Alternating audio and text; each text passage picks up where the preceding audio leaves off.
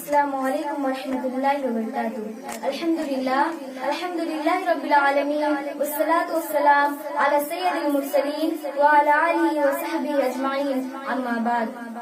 بڑی خوشی اور مسرت کی بات ہے کہ مجھے بھی اس بس میں کچھ کہنے کا موقع ملا ہے، اور میں اللہ تعالیٰ سے دعا کرتی ہوں کہ آپ سب کو سننے سے زیادہ عمل کرنے کی توفیق دے، آمین۔ اور میں اپنے وقت کو ضائع نہ کرتے ہوئے اپنی تقریر کو شروع کرنا چاہتی ہوں، اور میری تقریر کا عنوان ہے حقوق والدین۔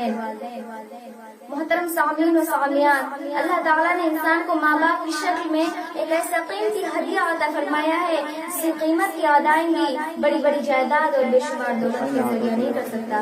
والدین کا مقام و مرتبہ تمام شریعت سماویہ میں بلند رہا ہے، چنانچہ ارشاد باری تعالیٰ ہے وَإِذْ أَخَذْنَا مِيثَاقَ بَنِي إِسْرَائِيلَ لَا تَعْبُدُونَ اللَّهَ وَبِالْوَالِدَيْنِ إِحْسَانًا۔ یاد کرو اس وقت کو جب کہ ہم نے بنی اسرائیل سے وعدہ لیا تھا کہ ہم صرف اور صرف ایک اللہ کی عبادت کریں گے اور اپنے والدین کے ساتھ حسن سلوک کریں گے۔ پروردگار کی خوشی والدین کی خوشی پر ہے، اور پروردگار کی ناراضگی والدین کی ناراضگی پر ہے۔ اگر تم نے اپنے کردار کے ذریعہ، اپنے اخلاق کے ذریعہ، اپنے اعمال کے ذریعہ اپنے ماں باپ کو خوش کر دیا تو سمجھ لینا کہ تیرا رب بھی تجھ سے خوش ہے۔ لیکن اگر تم نے اپنے اخلاق کے ذریعہ، اپنے کردار کے ذریعہ، اپنے اعمال کے ذریعہ اپنے ماں باپ کو تکلیفیں پہنچائی، تیری یہ نمازیں، تیری یہ سنتیں، تیری یہ نوافل سب تیرے چہرے پر مار دی جائیں گی۔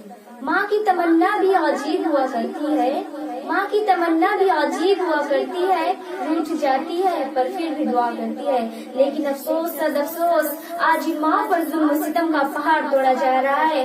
جس ماں نے اپنے اولاد کو 9 مہینے تک پیٹ میں رکھا، جو غریب ماں ہمارے منہ میں نوالا ڈالتی تھی، جس ماں کی نیندیں ہماری تکلیف کی وجہ سے اٹھ جاتی تھی، آج وہی ماں خشک روٹیاں کھا رہی ہیں جبکہ ہماری بیویاں عیش کی زندگی گزار رہی ہیں۔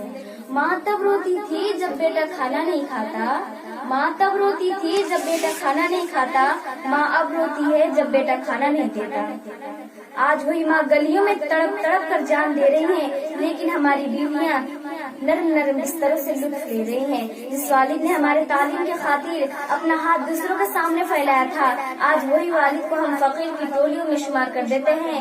جس والد نے ہمارے کپڑوں کے خاطر چلچلاتی دھوپ کی سختی برداشت کی تھی، آج وہی والد کپڑوں کے لیے ترس رہا ہے۔ جس والد نے ہمارے آرام کے خاطر اپنے آرام اور راحت کو بھلا دیا تھا، آج وہی والد آرام کے لیے ترس رہا ہے، اور ہم دوستوں اور یاروں کی چاپلوسی میں لگے ہوئے ہیں۔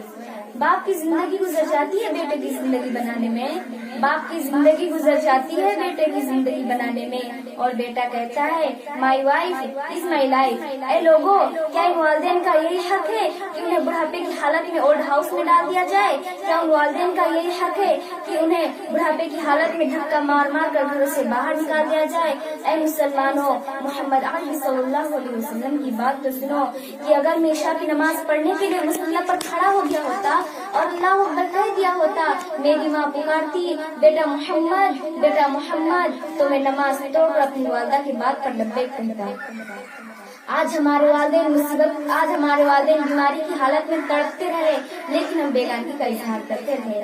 آج ہمارے والدین مصیبت و پریشانی کی حالت میں آہ آہ کرتے رہے لیکن ہم اپنی بیوی کے باہوں میں گھس کر سنتے رہے۔ اے لوگوں، اپنے دل کو نرم کرو، اپنے والدین کی محبت کو دل میں جگہ دو، ان کی تکلیف کو سمجھو، ورنہ وہ دین دور نہیں، جبکہ پروردگار ہم پر ایسی اولاد کو مسلط فرمائے گا، ہماری آہیں ان کی خوشیوں میں اضافہ کریں گی، ہم بھوکے تڑپتے رہیں گے لیکن وہ لاپرواہی کا ثبوت دے گی۔ کیونکہ عربی محاورہ میں ہے کما تدین تدانا، جیسا کرو گے ویسا پاؤ گے۔ لہٰذا ہم ان گناہوں سے جو اولاد رسوا کرے، لہٰذا ہم ان گناہوں سے توبہ کریں اور اپنے والدین کی خدمت کو لازم پکڑیں اور اپنی ماؤں کو پلکوں پر بٹھائیں اور ان کے حکم کے سامنے سر تسلیم کریں۔ اب میں آخر میں اللہ رب العالمین سے دعا کرتی ہوں کہ ہم سب کو اپنے ماں باپ کے ساتھ حسن سلوک کرنے کی توفیق دے، آمین ثم آمین، وآخر دعوانا الحمدللہ رب العالمین۔